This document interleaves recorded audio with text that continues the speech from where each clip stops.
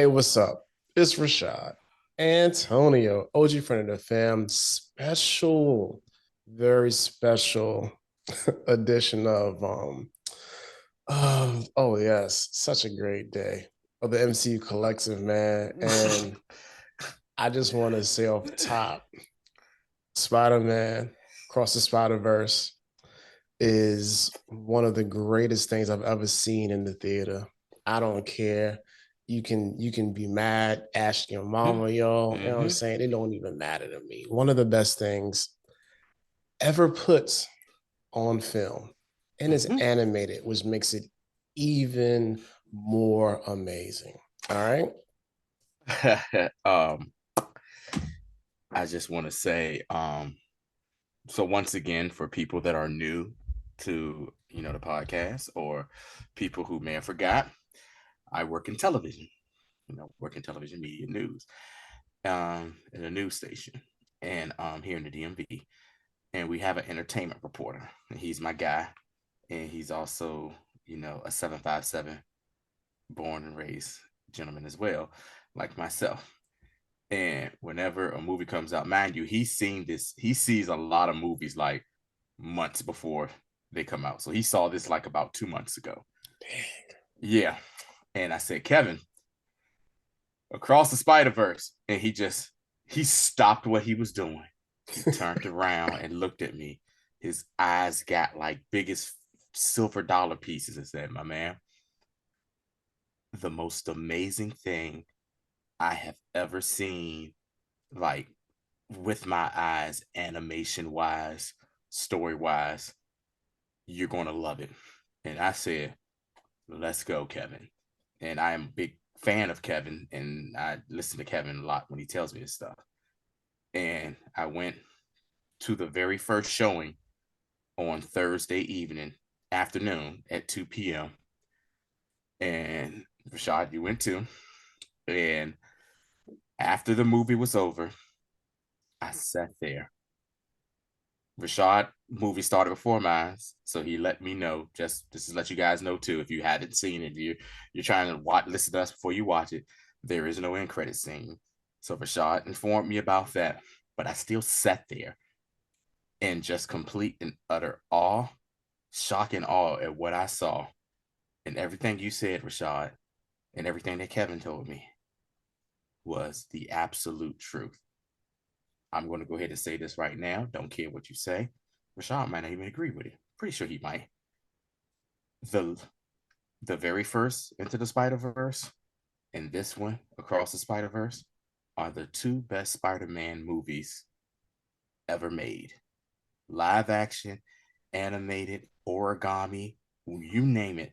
The two, I don't care. The two best Spider-Man movies I have ever seen in my life. All praise be to Spider-Man and these two movies. But this movie right here, something to behold. Pun intended, Rashad. Let's get Bro, started. like it's like I was feeling this. Okay, so when I was watching this movie, the words that described this best to me was I was visually overwhelmed. Mhm. in a There positive was in a positive way. yes, in the most positive way possible. There was so much going on Mm-hmm. all the time. Just I mean, like it's I was watching something. They said it took 1,000 people to make this.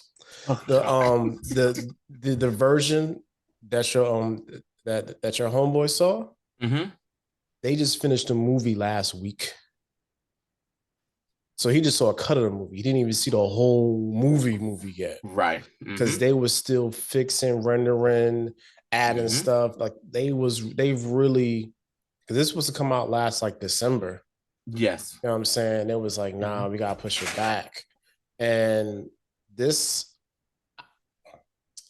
I just really can't explain just how much like I love this movie just Mm-hmm. as a thing. Between okay, let's just start. Okay, Okay. enough admiration. So Yeah. the way this movie starts off is is great. You got Gwen. and dealing with her troubles and issues of keeping her identity hidden from her dad. She has nobody to talk to, and she basically misses her homeboy. You know what I'm saying? And You then we saw have kind of a semi backstory about yeah, how it got to that point. Yeah. yeah. We see, you know what I'm saying. Then we see like her Peter Parker ends up becoming the Lizard, Mm-hmm. which was crazy. And it looks like basically she kills him. That's what her dad, because her dad is the captain. Mm-hmm. And it looks like Spider-Woman killed him, because just like every other universe has a Spider-Man in it, like there's always this like kind of like ebb and flow of there's a person, there's a captain, there's some enemies. Like it's basically the same thing, but the characters may change. You know what I'm Mm-hmm. saying? But the premise is always the same, which leads us to I think the best part, or one of the best narrative parts of this movie, story wise, was explaining these things as canon events. And that made, because it works on two levels. One, it works because if something is canon, that means it's proven. You can't take it out, you can't take it back. Like that's it. It is what it is. Like, for example, the 66 books in the Bible are quote unquote canonized. Like those, that is the Bible. You know what I'm saying? So those events are basically Bible for each universe. What's the term that was used in What If? Those oh my god, what's it called? Yeah. Basically unbreakable time. We can't think of the term right now, and it just popped in my head. You good? We just popped in my head or whatever. But with Doctor Strange, those in the What If episode of with Doctor Strange, where he kept trying to save his girlfriend, and they kept, and no matter what he did or no matter what happened, she was going to die. That was an incursion event, I believe it's called. An incursion. No, the incursions would happen if when incursions came about when you don't follow it, and right. two worlds come together. The two worlds come together, and we see something similar to that was in What If happens in this movie as well. Going back to I know you're looking it up right now, but going back to what you were saying about the Gwen Stacy beginning or whatever, I just want to make something clear real quick. There were some people who felt that this is the part of the movie that they hated the most. Nexus events. Thank you.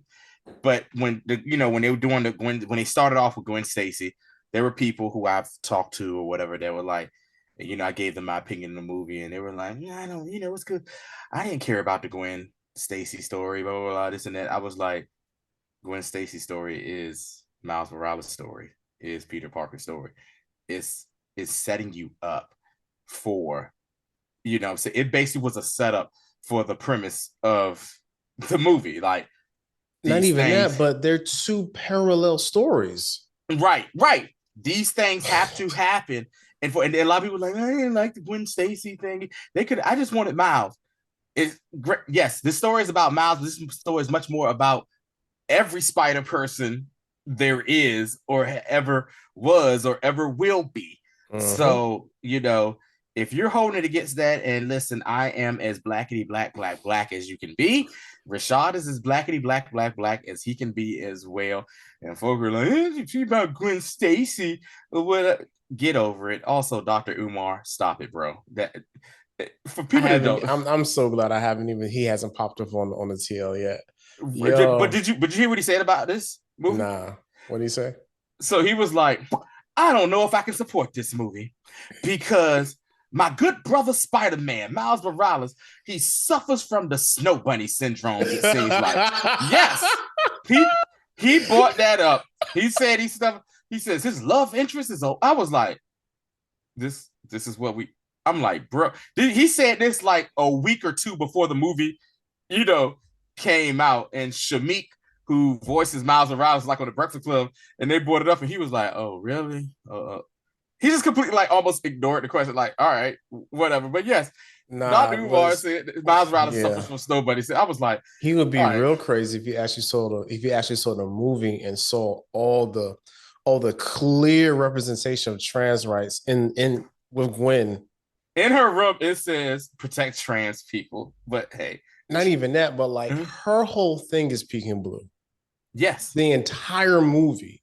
Anytime her shade, like it changed from pink blue, then it changes to purple. But I'm like, yo, they're probably they're probably alluding that she's transsexual the entire time. You know what I'm saying? But never, but that's people don't really want to hear that. Yeah, people don't want to hear that. Yeah. I mean, and I'm not even sure if they're even going to explore that.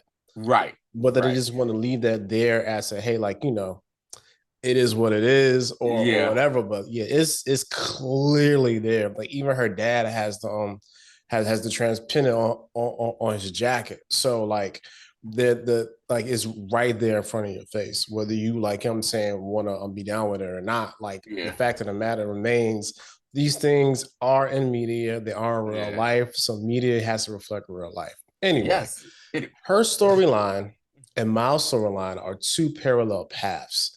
And even the fact that they were both missing each other, and even the way they express how they miss each other, it's the same thing.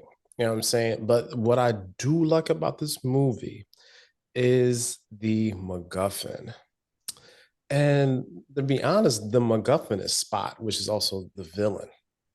Because the entire time they're trying to get to Spot. Spot, by the way, is a D-list character from like maybe one or two comics, and that was really it. They made this, I forgot who wrote this movie. They made this man the most powerful person in that universe.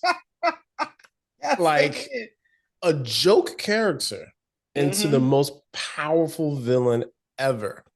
You feel what I'm saying? For their universe. You know what I'm saying? I know people don't like absolutes, but let's be real. This man was making his own dimensional jumps. Phil Lord, Christopher Miller, and David Callahan are the writers for this movie. And they basically made, like you said, a D-list character.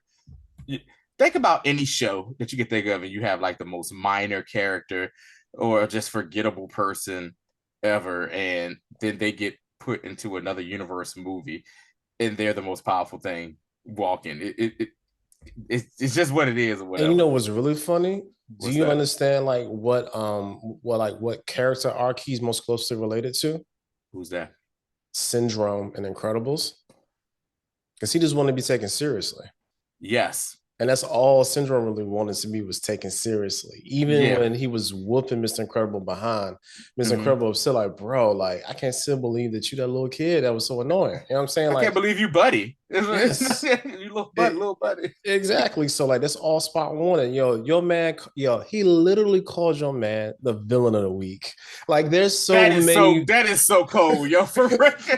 So many meta things in this movie, man, because that's not something that somebody in a comic or comic movie would say. That is very him speaking straight to the audience. Like, dog, he said villain of the week. Because I'm more than that. I'm your arch nemesis. He said, fam, I don't know you.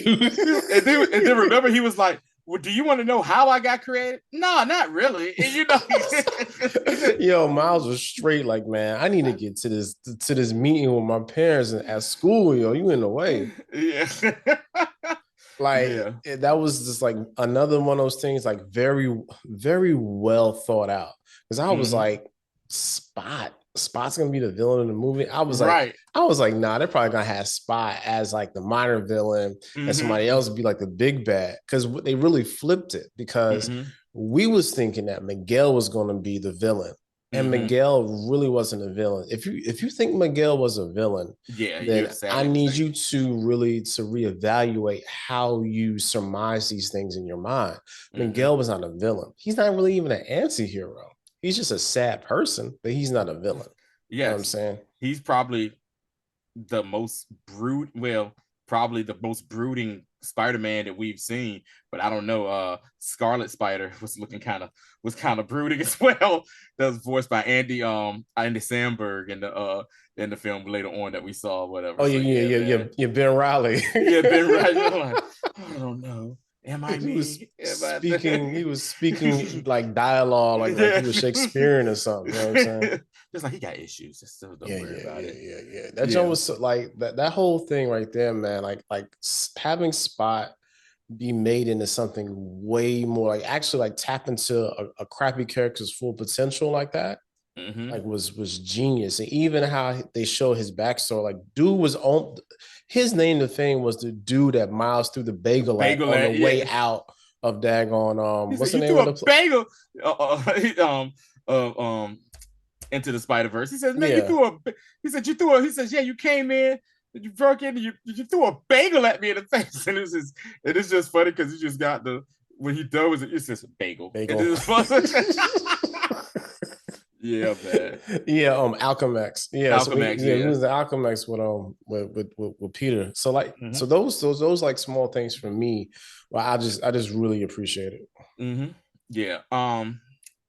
So, like I said, we're talking, but we're jumping around and we're doing the movie. So we see Gwen, and then we see like the battle between Spot and what I'm saying, and Miles finds a way to contain them or whatever, and then we even see that. It's funny. You see Genki, his roommate, at the end of the first movie, he like, "Hey, I'm Spider-Man" type thing. And he comes in like, "Hey, man, help me." He's like, Genki's like, "Look, bro, I'm not the guy in the chair." No, it was funny. He was like, he said, "Hey, man, can you call the costume?" He said, "Oh, man, that's a slippery slope." He said, "No, just one time." He said, "That's how a slippery slope starts." That's how a slippery slope started. And then he was like, "Yo, man, I'm not your guy in the chair," which is funny because Ned in the MCU version of the thing, he is so hype about being the man in the chair, and that's Genki, who they base that character off of, right? Basically. And that's who they base it off. And then my next thing is like Genki is such a roommate, and he's like, "Hey, man, you wearing my Jordans, Joe?" And he was just like, "Not my fault, we're the same size." Yeah, not my fault, they're the same size. And I was like, "Yo, that is some bruh man from the fifth floor type nonsense, right there." So they go meet up, and like they're already trying to plan like Miles's college future at 15. Dude is a sophomore. You know what I'm saying? They already planning his college future or whatever, and it's like it's so funny because the counselor is just like, "Yeah, he's particle physics. He's A, Spanish, B." The best part about it was when she said that his dad, who is the black father, was like, "Oh," just like, "Oh," like, oh, speaking of black dads, man, shout out to Brian Tyree Henry. Yeah. Who did, man, like if you look at him, and this is another thing too, this is a testament in this movie, is voice, vocal and facial inflections. Like they are really taking their time to emote. You know what I'm saying? Not just like we just reading the lines. Like it's like you hear him sighing and like stuttering. Like I can literally see Brian Tyree Henry saying this. And them just like, "Yo, we're gonna make sure we have all this in the character." That took so much effort and time to do.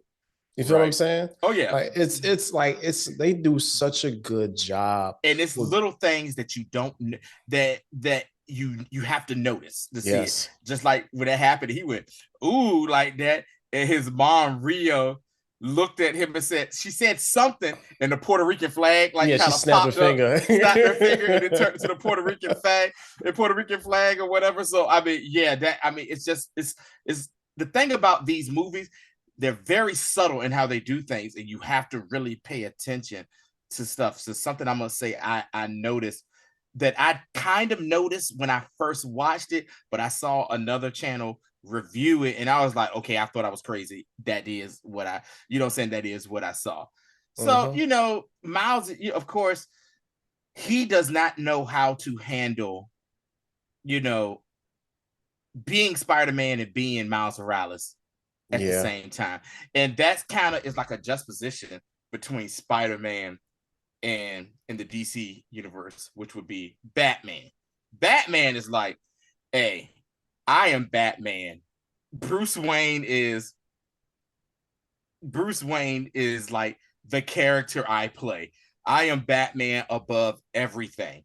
Miles has not been able to, make that balance. Like True. he can't make that. He's trying to make a balance, and it's like he's going to eventually have to choose who is he going to, you know what I'm saying? Who does he want to be? He's like, man, I'm Spider-Man. I have to say this and that, but I'm still 15, a kid. I need to, you know what I'm saying? I want to do this. I need to make my family happy, my mom and them happy and everything. But he wants to be Spider-Man more than anything, but he still wants to be, you know what I'm saying, that. And he's fighting.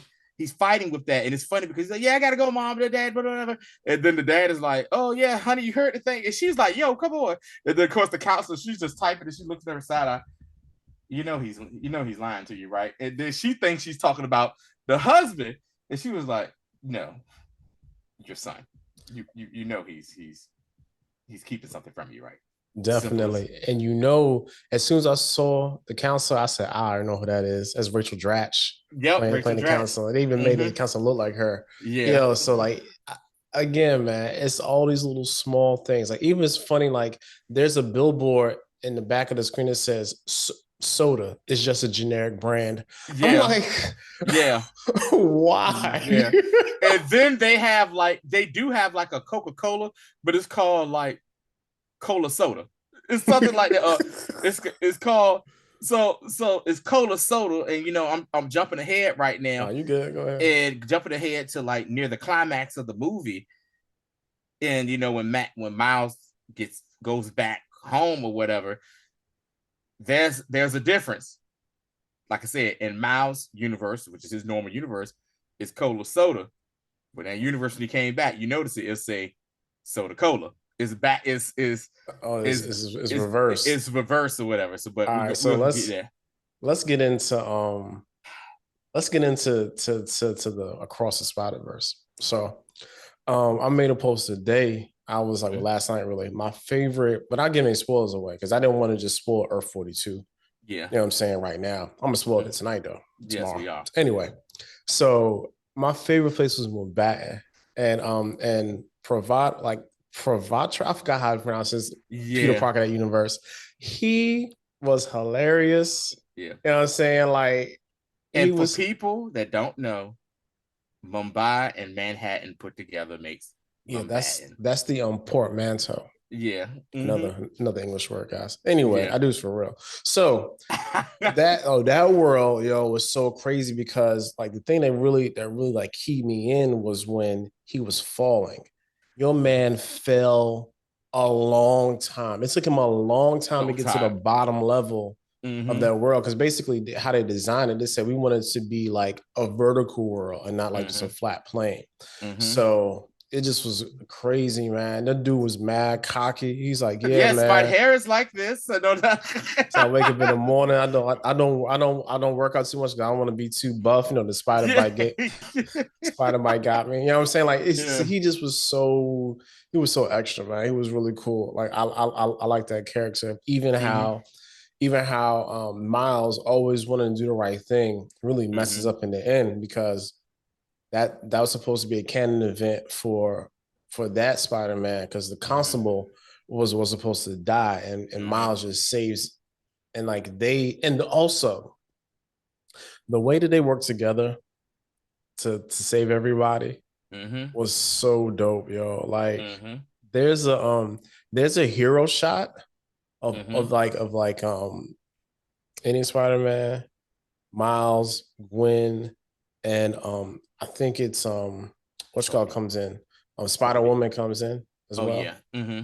It's a hero shot of them when they're all falling at the same time. It's beautiful, man. Like it's great. And I'm sorry, I'm rambling. You're not and how they got to that plane once again, let's kind of just Gwen came to spy on the spot in Miles' universe. And did not do a good job at all. Definitely, she ain't come to do her job. She didn't come to, as they say, she didn't understand the assignment. She came to do her assignment was to see her boo thing, Miles or whatever.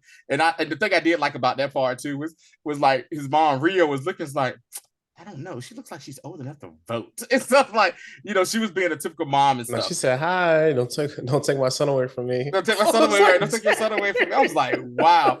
And so basically what you see is like, you know, Gwen is been bought by the Spider Society to kind of like, you know, spy on the spot because of what's going on there. And they told her specifically, don't go see Miles. We know how you feel about the boy. Don't go see him. She just puts a surveillance like thing on him and completely ignores her job, goes to see Miles and everything. And then she's like, look, I gotta go, whatever. And Miles, you know, uses his invisibility power to spy on, you know, what Gwen is doing. And she meets up with Spider-Woman, aka pregnant Issa Rae in the film. And you know, she's like, hey, you need to make sure you go get this guy. And Gwen opens up a hexagonal portal once again. MCU and the Sony are using hexagons for jumping. Guardians of the Galaxy, also on other MCU platforms as well. And they go into Mumbattan, and that's when we see I'd hate to say this, but Indian version of yeah, I'm gonna get his name. Give me a second. I'm sorry. Listen, y'all, please don't cancel us. Like his man's name is. He's played by the same character that's Mohinder from Deadpool. That's Mohinder. That's him? Yeah, that's Mohinder. I didn't even know that. That's the guy that plays Mohinder from Deadpool in that film. Crazy. And like I said, he's, you know, saying in Spot, and by this time the Spot, he basically collapsed into himself and realized that he has all power of the multiverse in his hand. Like he started popping his head in the different places of the multiverse. Like my man, and once again they are showing everything is connected. My man popped his head into the Venom multiverse with the shopkeeper. Shopkeeper. And the thing is, he was like, he says, nah, I am the Spot. And she was like, okay, I've seen weirder stuff. Like, since she's seen Venom, you know what I'm saying? So she was not surprised at all. You even see during a period where he goes through Legoverse, and that's a callback. It calls back because one of the hilarious. I think one of the directors or the director or something. Lord Miller directed the Lego movies. Yeah, the Lego movies, and so you saw that, and then they said they used a recording from Joe Jonah Jameson, J.K. Simmons playing Joe Jada Sabison as him saying Spider-Man, minister friend, like, you know what I'm saying, like that. And it's Pavitzer.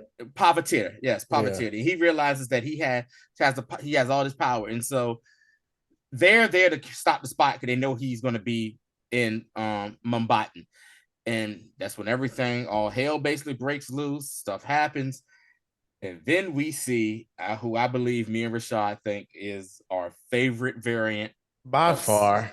By far, there is Hobie Brown, aka Spider-Punk. And I just want to say this. He has become such a cult favorite of the Spider, not just from this movie, but even before. And he's really only been in like 2 issues, and that was only like in the Spider-Verse actual comic storyline. It's not like he has like a whole, like he just became a cult hero based off of that, and people love it. I just want to go off topic real quick and talk about Hobie Brown. I love him. I love the character. I love what they did with the character, and I'm gonna tell you why. History time by Antonio, and you know, we like to give facts and stuff. Spider-Punk, the fact that he's a punk rocker. A lot of people think when they think of punk rock, they think of, you know, British kids, spike hair, hey there, mate, and it's just white kids, basically. You know, white kids, even in America, white kids or whatever like that. The punk rock scene has very deep roots in the Black community or whatever. One of the very first punk rock bands come from Detroit, the Cagney Brothers, and the name of their band was Death. And they said, and it's a documentary out. Hold on, I'm gonna tell you the documentary. It's a quick 11-minute documentary. You can find it on YouTube. It's called, oh, sheesh. Give me a second. It's called The Very Black History of Punk Music or whatever.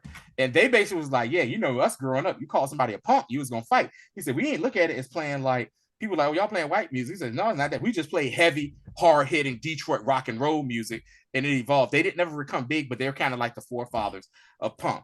Then in the DC scene, here in the DMV, like, of course, some of the most popular punk bands ever come from this area.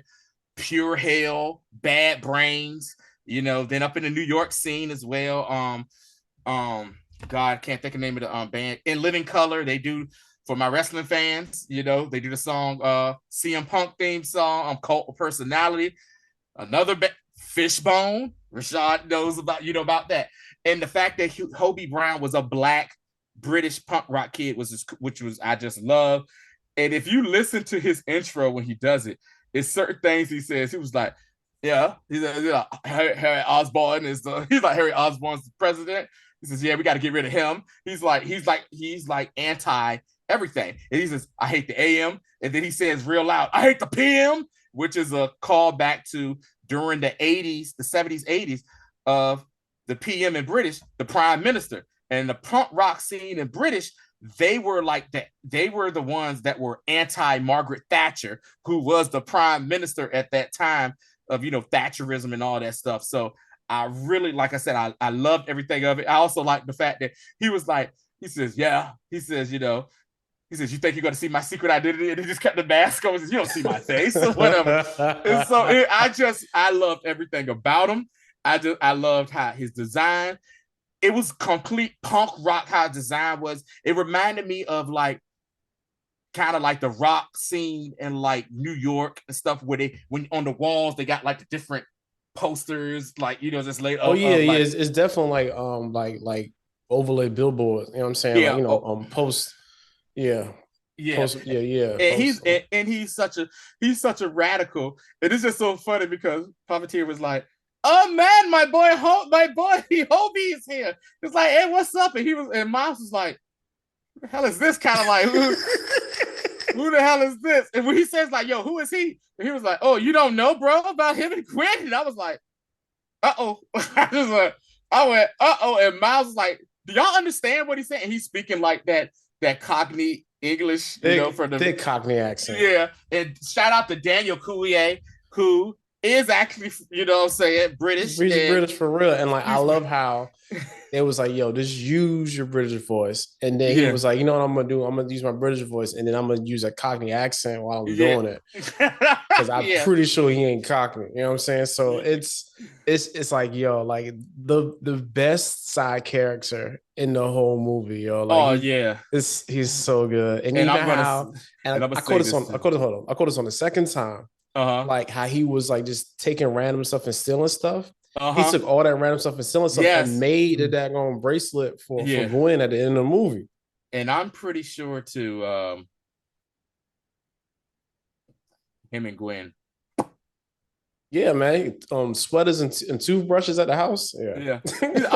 He says, "Are those my Chucks?" Remember, he says, "Are those?" She don't have the ballerina shoes no more. She was wearing his Chuck Taylor. So let's just say Gwen has a type. She likes the brothers. Gwen liked the brothers, and I wouldn't be surprised if Hobie, clap those spider cheeks. Just saying, family show, but just gonna keep it real with you.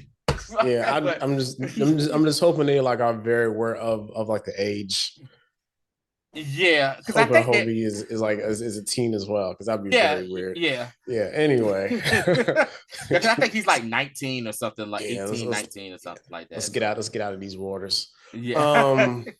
But yeah, yo, that character, even seeing just the wide array of Spider people at Spider HQ was like overwhelming again. Peter Park Car was the funniest thing ever. Spider mobiles. I thought it was like Peter Park Car, and I was like, Peter Park. Yo. That is hilarious, right there. Good job, guys. Good job. Yeah. And what was the gunslinger? Web slinger. He was like his web slinger, and my horse Widow. He was like, why does the horse wear a mask? Because he needs one. He has an identity. So I was like, what the heck is going on here, yo? So yeah. So funny. And even how Miguel was up there and they show us his backstory. They show him basically like looking at his kid. And then the fact when all of them come in and Miles is all on some, because he don't know no better.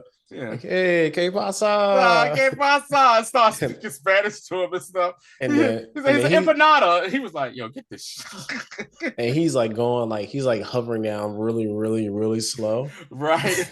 And they made reference to it. And then he was like, Yeah, this is really he does this. It's really that's just his thing. You know what I'm saying? So quick question too about him, about Miguel Miguel. O'Hara. We got two things. Is he a vampire? Yes. Okay. Okay. I thought I was the only one that saw that.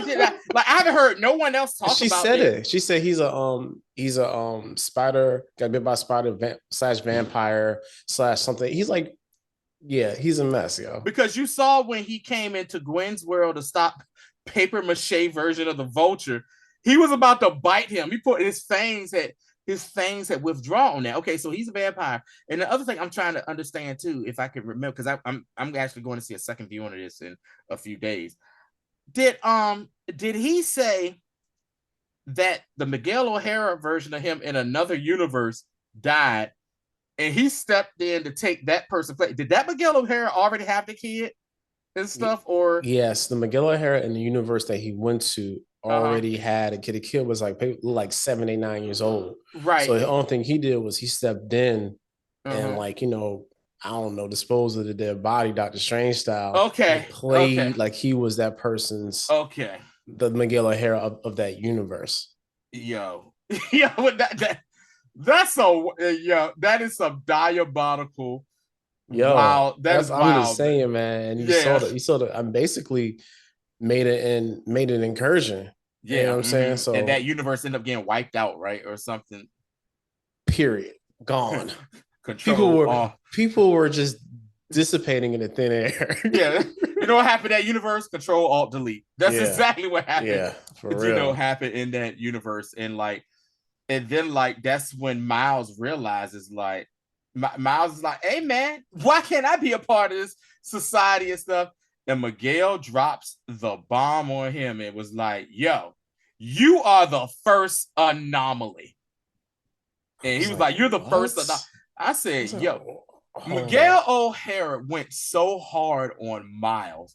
Basically, you know what he did? He basically was like one of those horrible parents in a movie that was like, I never wanted you. You was a mistake. You was an accident.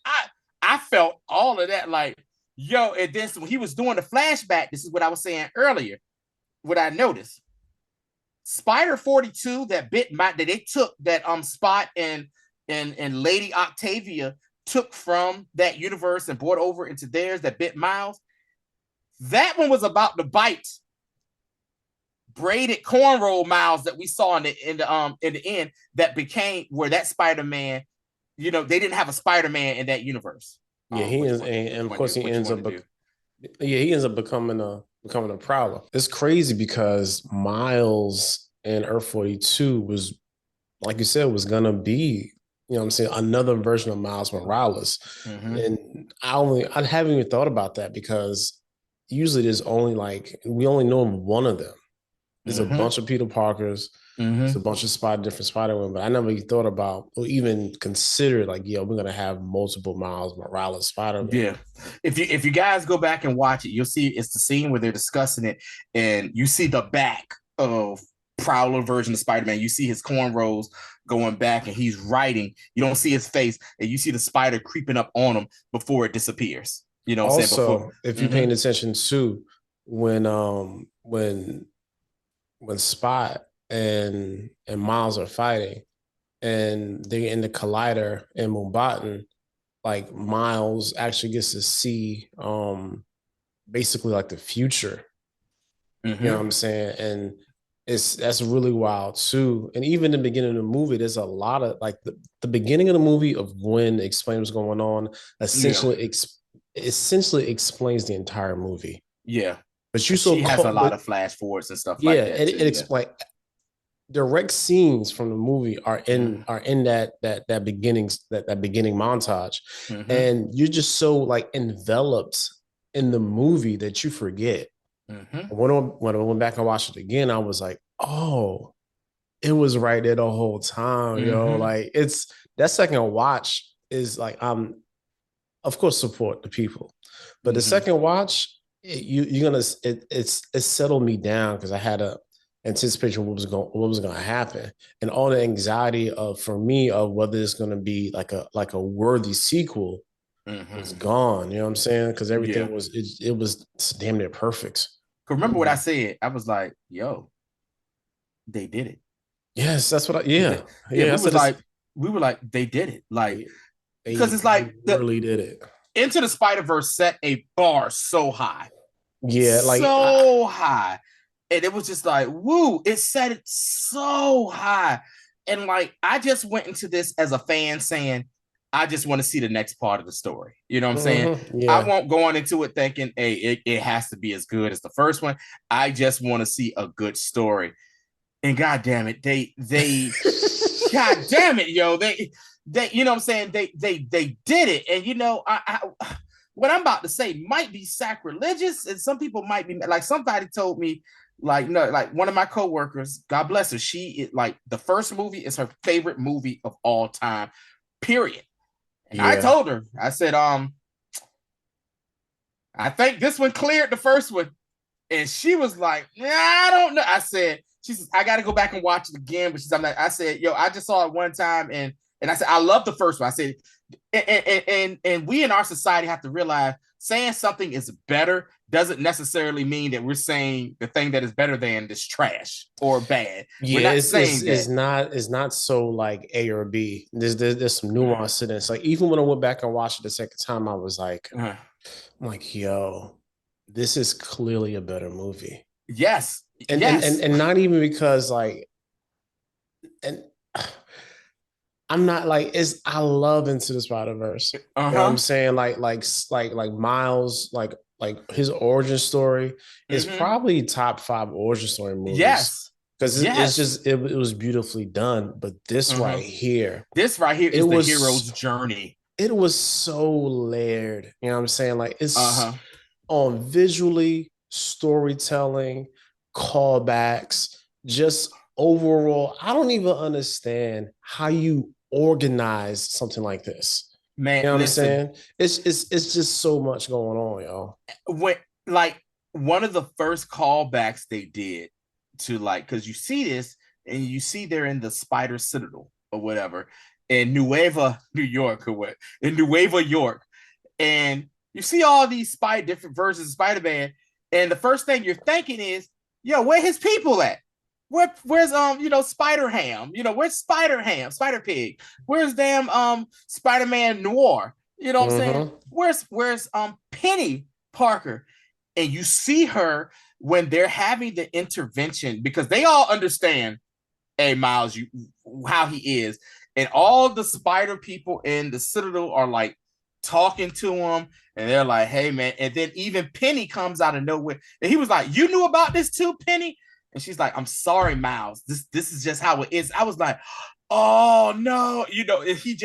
He feels so alone in that situation. And, he says a thing like, yo, Spider-Man can fix anything.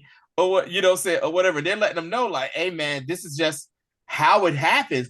And then they show the holograms of all the different Spider-Man and everything that they've lost. You know what I'm saying? And they've lost in the process. And like, yo, somebody always loses a family member. Somebody always got to lose the captain. You know what I'm, you say it like that. So question. What if, because we already know like Spot is basically trying to kill Miles or kill anything that's close to him.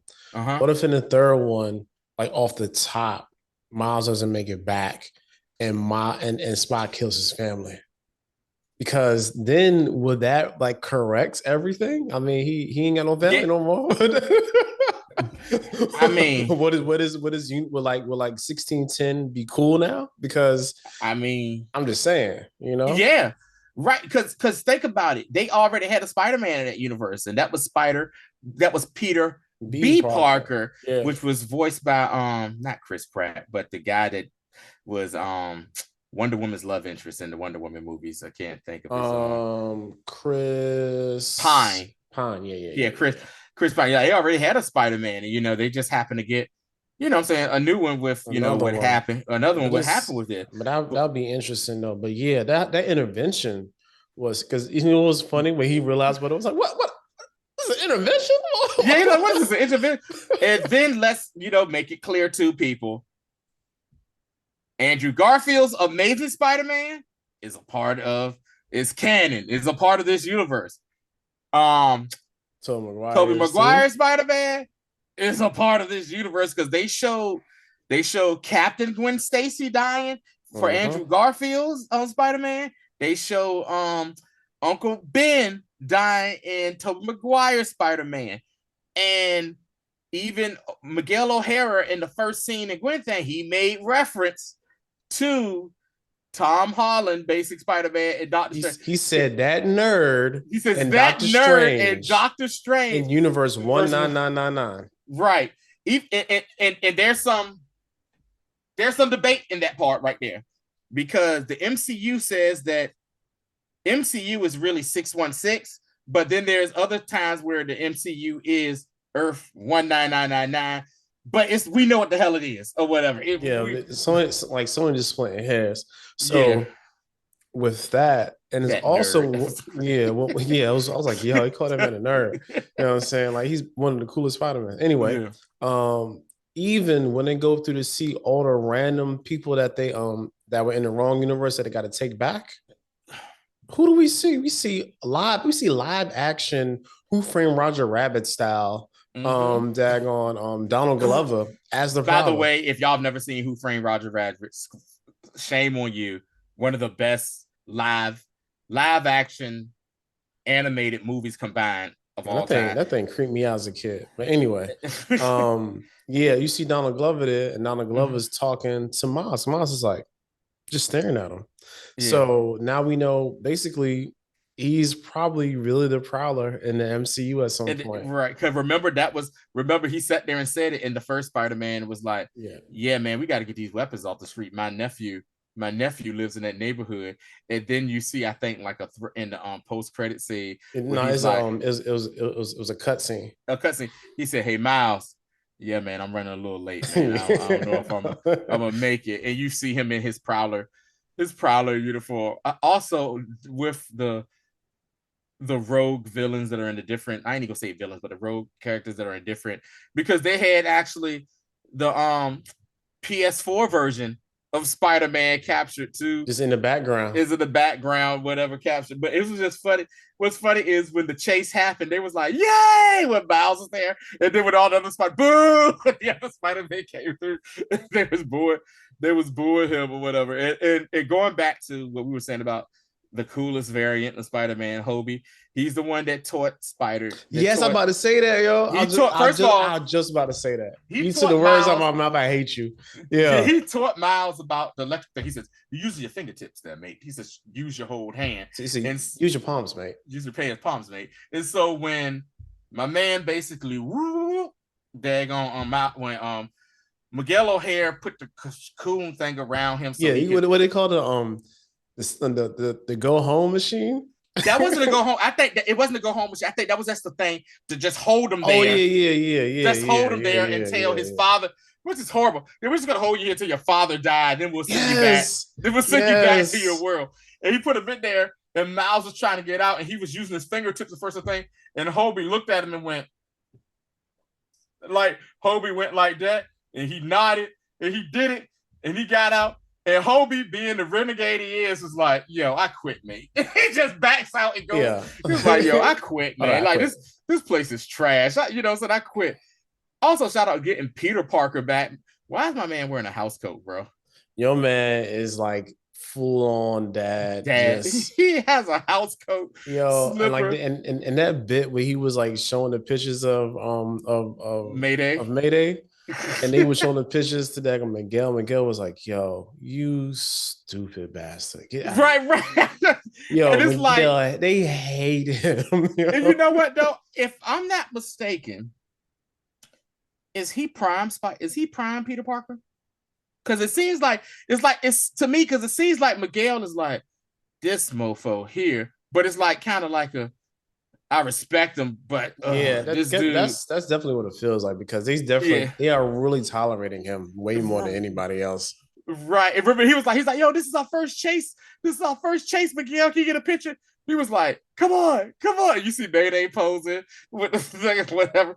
And he was like, and Mayday had the day pass so she could be And oh my god, so that chase scene happened, and good god, the next 5 to 10 minutes of that chase scene, Bruh, it was so much, yo. was amazing. It was so much. I will say this.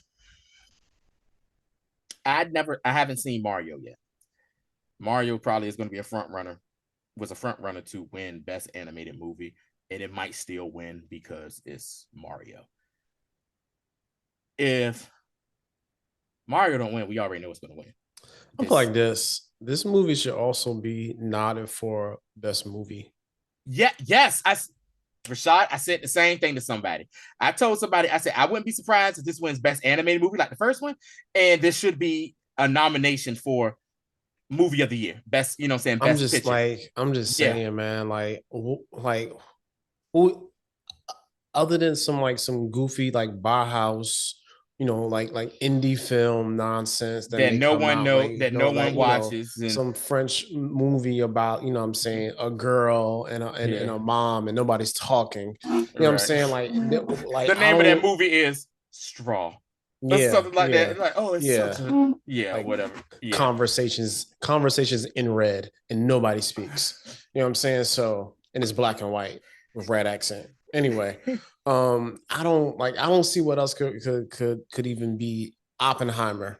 Yeah, okay. Oppenheimer. Yeah. What else? What else coming out? Some other random crap. But like on the real, this movie, like, there's so much to this movie. And not even that, it's a lot of heart to this movie as well. Yeah, like, it's not just some action hero.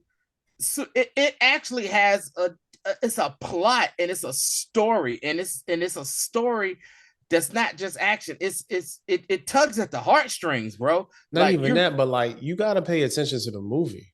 You know what I'm saying? It's not like, you know, this ain't something like I'm just gonna watch in the background for the first 3 or 4 watchings. Like, you gonna have to really sit down and pay attention to this. Yeah, because there's a lot going on.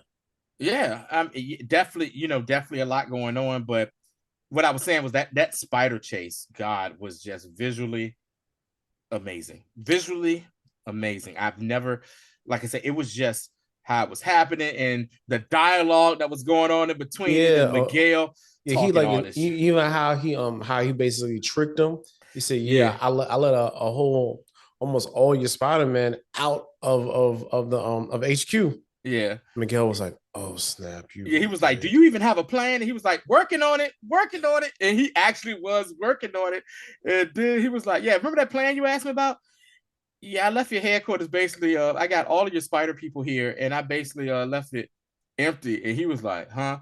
And then he did I just wish he would have did it. He did the flashback to his Uncle Aaron, where he actually, and then he used the fact that Miguel O'Hara's spider suit is like pretty much electronic. And I wish he would have did the whole, hey, you know what I'm saying? Like his uncle, when he put his hand, he shocked him. And he basically shut his suit down just for a second, enough for him to fall back down, get there, get invisible. And another hero of the film was Spider-Bite. Yo, Loki was feeling Miles too. And Miles was kind of feeling her too. He's like, hey, where you at? So I'm not here. Where you? She says, I'm not here. I'm in the real. She says, I'm in the real world. I'm VR right there. So she's the Spider-Woman of the virtual reality world. And she's just, they show her spinning around her gaming chair with her VR, you know, saying glasses and everything. And he basically is like, he turns on the go home machine to be like, yo, I'm getting out of here. And what they said about the go home machine is tuned into your DNA. And so, you know, the machine comes on and she's like, I don't know why this is coming on. Everyone's trying to shut it, you know, they're trying to shut it down or whatever. And then finally realize Miles is in the machine. And she could have stopped it. But she didn't. She stopped and she was like, let him go, man. Like, you know, let him go. So he went home. Home. Or whatever. And he gets back to Brooklyn. And then you see Miles. He grabs Ben O'Reilly. And he grabs Spider-Woman. And was it one more person? And was it anybody else he grabbed? No, it just was them two. Because remember, because Peter Parker was there. He was like, man, not you, yo. Yeah, he was like, not you. He said, man, you go back home too, man. You're like, no. naturally you can't hit it. But remember how Peter Parker was just so, man, look at it. He says, I am a great trainer, man. Look at him. I'm a good mentor. Look at him. He got away, right? He got away. I taught him all this stuff or whatever. And so they go, so then you get cutscenes of everything. They take beautiful. So good, yo. Like, yo, the second time watch, I was like, oh man, they really got me, yo. Yeah. So they take Gwen's little, her wristwatch thing, her her universe jumper away from her and send her back to where she's from. And her and her father, they reconcile. He's like, so am I wondering, is that an encouragement event now? Because remember, he quit the Force for being captain. He quit the Force for being captain. And him and Gwen, like, they reconcile. They reconcile or whatever. And she's like, yo, I gotta go save Miles, because she knows that. No, hold up. Spider-Punk went to her universe. Yeah, Spider-Punk went to her universe, and in the scene when they was going to meet Miguel in the first beginning, you see him taking. He says, I bet you this doesn't do anything. This doesn't do anything. And he basically made a version of the universe jumper bracelet. And he left it with her and said, yeah, they're probably going to take it away from you. So here, this is for you. And so then she jumps into Miles's universe. 1610. And at the same time, Miguel, Spider-Woman, and the Scarlet Spider are in 1610 as well. 1610 as well. And they're thinking they're going after Miles.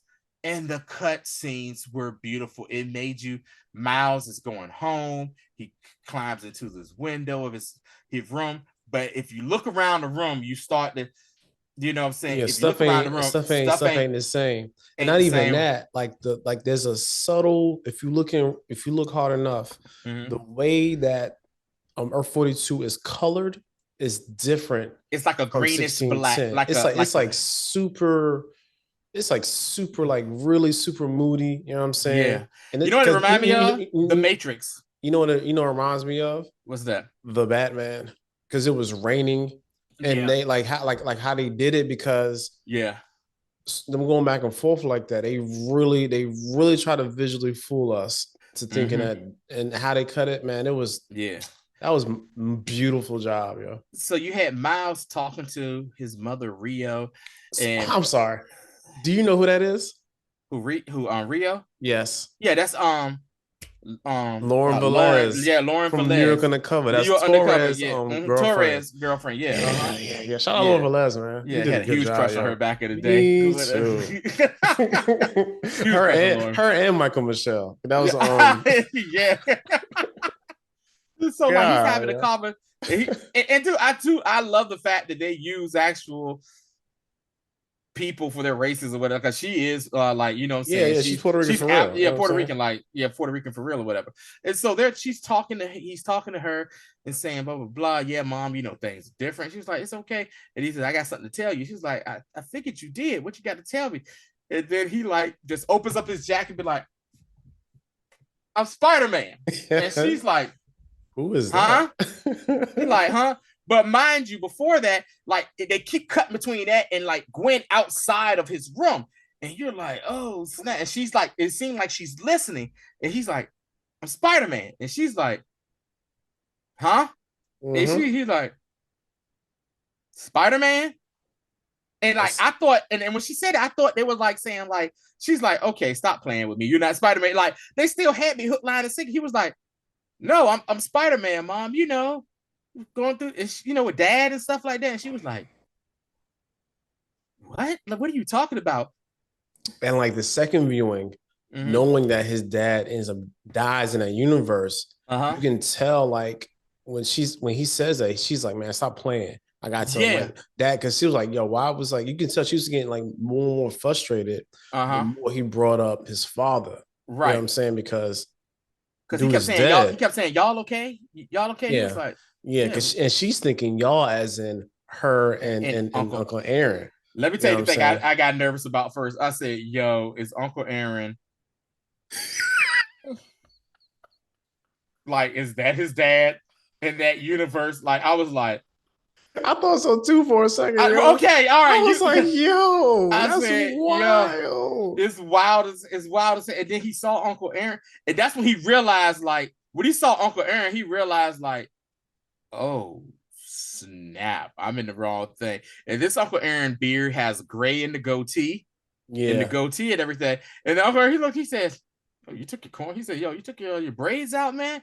And he was like, "Yeah, just trying something a little different." No, he says still getting used to him. Still getting used to, still getting used to him. And that's when he knew something was up. He was like, yeah, which is a very black thing. Because the first time I got my hair cornrow, I took them out like 3-4 days. Yeah, I was like, yeah, I understand that. I took those joints out so fast, man. All right, but so the next scene for me. You know what I'm saying? Gwen shows up in the room and they talk and basically has this funny dialogue, like basically like what is this, like what are you doing here? You know what I'm saying? Yeah, it was like, wait a minute, what are you doing there? It was like, is Miles in there? Like, because that's what I said. Like Miles is like, no, I'm looking for him too and stuff. And she was like, yo, what's up with you? They already don't like her because she calls them by their first name, just like Grinky does, and that kind of irks their soul a little bit, And I can get with, we can get with that with our parents, It's very much a respect thing. Respect thing, yeah. So yeah, she shows up and she's just explaining like, yeah, Miles is going through some stuff, and I'm trying to find him, type, type thing. Go ahead, Rashad. I know you about to. And so my favorite part, even watching this the second time, is the first time I did not catch it. Mm-hmm. So back on Earth 42, when they're outside and they're walking, and he's like, "Yo, what's going like? Yeah, we got to make the drop by a certain time." And he was like, Miles is like, "What am I doing?" You know what I'm saying? Like, yeah. Like what? So he's walking and they go to the roof and you see like, the mural change that he did for his dad. And then, it's like super Gotham City outside. It's like lightning striking. And like the town is on fire. Yes. It's like Gotham City for real. You know what I'm saying? It's like a hellscape. Yeah. So then you see like a quick glimpse and you see the Prowler in the background. Like the first time I did not see that. Yeah. And the second time I said, "Oh, he's right there." And then he swoops down and you see him. And then for me, I know it wasn't just me, Tony. Did you get Killmonger vibes when they started playing Dark Miles theme? Yeah. Definitely so. Definitely so. And so Dark Miles he knocks out, Prime Miles.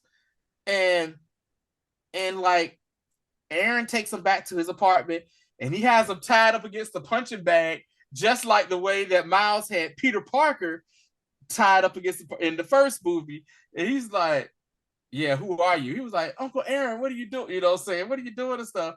And then next thing you see, the Prowler Miles Morales,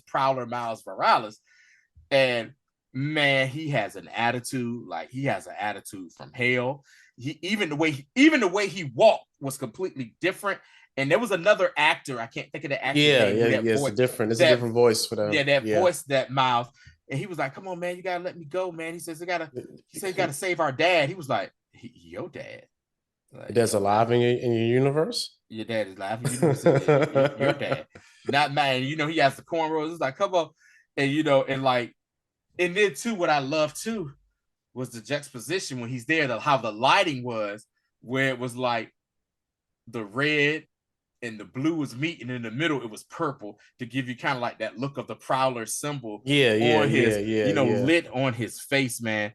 And that's when you're just like, yo, it is about to get real here.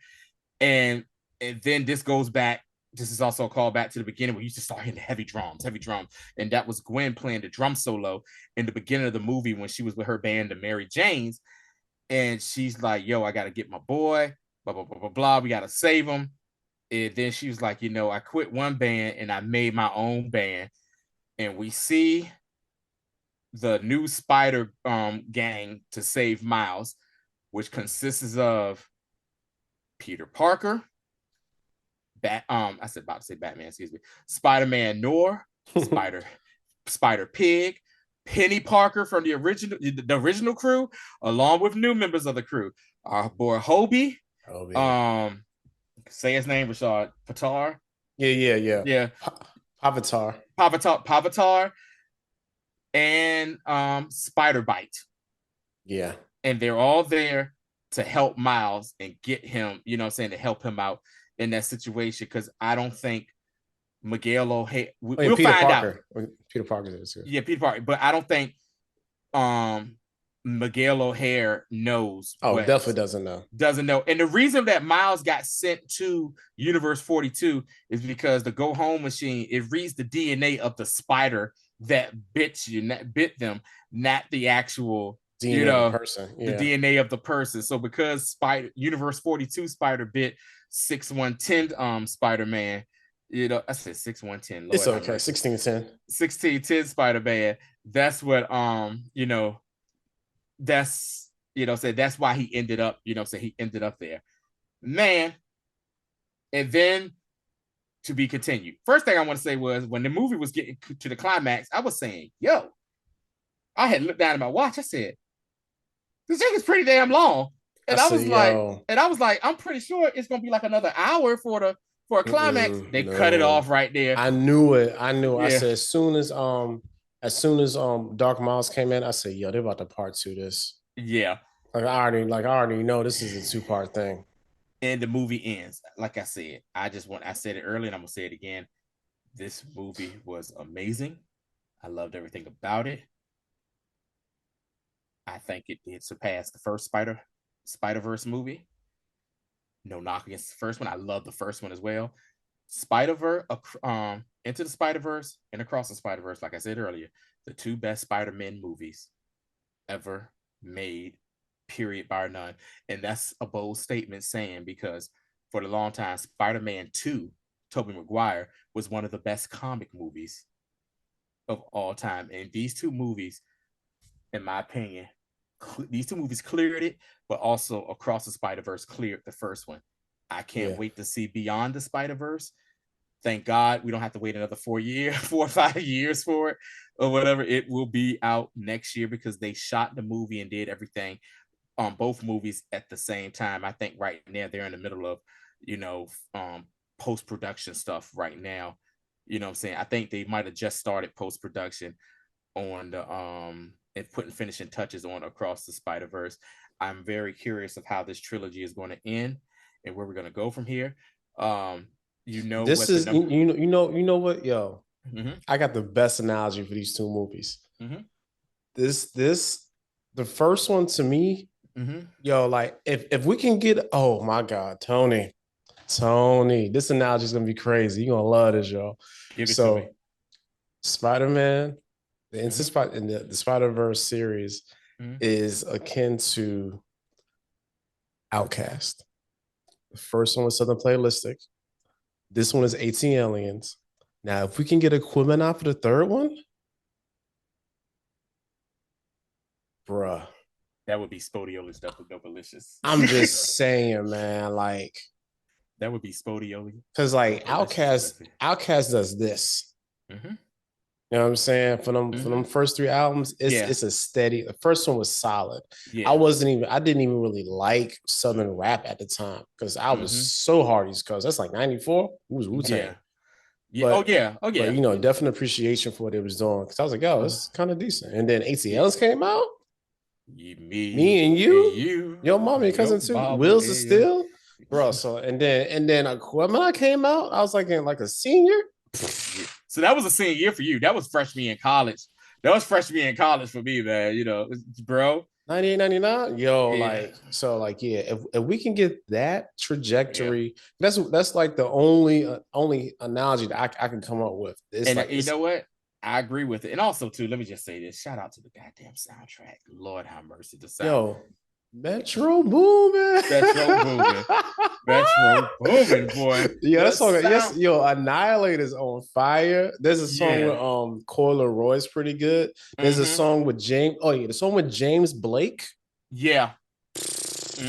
I was like, yo, Metro being his bag. That's a straight R&B song. You know so the song for the first movie, of course, was Sunflower. Yeah. Was Sunflower. What would you say was the song for this movie? Annihilate. Annihilate. Okay, cool. To me, it's either Annihilate or that James Blake song. Those are like my like. But if you want to go for a song that's gonna like probably have a lot of play, I mean, because even because ain't Nas didn't I think on the yeah, soundtrack Nas is I think he's like in like song is in the credits somewhere, but yeah, because he got a song too. He got everybody. That man got like Lil Wayne and like Future on the track. Got Young Thug and somebody. He got a bunch of people, yo. Like, because there was some album tracks, some album cuts on the first one, like Riot. I think it was Duckworth and somebody else on that song. I love that song. Who in here about to start a riot? Yeah. And then some old school, stuff in the first one was like Lights Camera Action, and they played that Bobby Womack in that scene. Yes. So I was like, yo, as soon as I came, I said, this is not the same place, bro. No, at all. Ain't no love in the heart of the city. Ain't no love in the heart of the city. So that was so pitch perfect, yo. Like it was. I was like, ain't no love in the heart of time. Universe, perfect analogy. The movie, like I said, the movie is great. And the thing is, these next 3 weeks, first of all, okay, it started off last week when the Little Mermaid dropped or whatever, which did great numbers, big numbers. Spider-Man came in and was like, it's like the Anything remix, with SWV and Wu-Tang, kaboom, just stepped in the room across the Spider-Verse did. And then, so next week, Spider-Verse gonna still be number one because, Transformers Transformers coming out. And then the following week after that, 16th, The Flash, God almighty. Listen, this movie already, they said, is the third largest grossing animated movie of all time. Opening night, Thursday night, I think they did 16 million. That's Thursday night.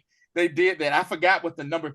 In comparison, I think like Endgame did like 40, something like that first night. So like for a cartoon, bro, like yes. So this is great, and the Spider-Man thing was going because even leading up into the movie, Sony dropped the trailer for the new Spider-Man 2 video game. Which is going to be Miles and Peter Parker. Miles and Peter Parker going to both in, and the Venom symbiote is going to be in it, man. Bro, let me tell you something, man. Like, we are eating right now, yo.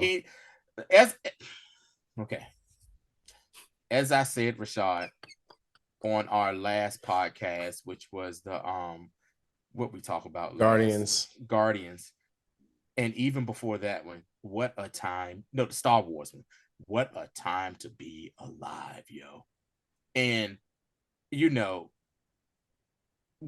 and me can appreciate this so much more because we're older and we never would have thought we would have seen something like this. We never see. It's like now when it's like some of the old Spider-Man movies, not the Tobey Maguire, but I'm talking like the cheesy crap that we saw. It was like, oh yeah, Spider-Man, but it was so cheesy. But you know what? Our Spider-Man biggest thing, the animated series which was one of the best series of all time, and it just abruptly ended. By the way, they never really had a finite, finale for that. I hope they actually picked it up. But what a time to be alive to see all this stuff that we loved as kids. And we're adults being able to see this. And if some people might say we're being oversaturated, oversaturate me, dip me. I want to be fully satiated. Yeah, you know what I'm saying? Yes. Keep me moist. You know what I'm saying? Yes, I said it. Pause. Keep me moist. Tony say he's trying to be wet. Trying to be wet. I'm trying to be. Listen, give. I'm like, you know what I'm saying? Ben, I'm like Kylo Ren in the last more. That is me. Give it all to me. And that is exactly what we're getting with all these platforms that we love. Marvel, Star Wars, Transformers, DC, And oh my God, more. Give I'm me just saying, more, man. man. And I Like love it. it really is a good time to be alive, man. Let's wrap this up, yo. Yeah. So If you say this far, man, you the MVP. We appreciate you. Make sure yeah. that you join us on all the things. By the way, Tony, we are like, I don't know, a little less than 30 away from 1K on YouTube. Okay. Bad. We are almost 11 away from 1,300 on TikTok. Let's You know go. what I'm saying? IG is slowly trucking along. Let's, Hey man, if y'all listen, get on IG, yo. I yeah, don't know get on what's going IG, on. IG is really weird. Like I mean, but like the views been coming in, but yeah, we need the follows. You know what I'm follows, saying? yeah, I'm trying to get the 1K by the end of the year on that too. But yeah, man, we appreciate y'all. We really do. Come back. We'll be back here next Monday. Next Monday. Transformers. Transformers. My guy saw that one too already. That's Cool. pretty solid. Pretty Cool. solid. We will definitely talk about it, man. Yeah. To the next time. Yes, man. Peace out, y'all. Appreciate you. My bad. This means a curse word somewhere else.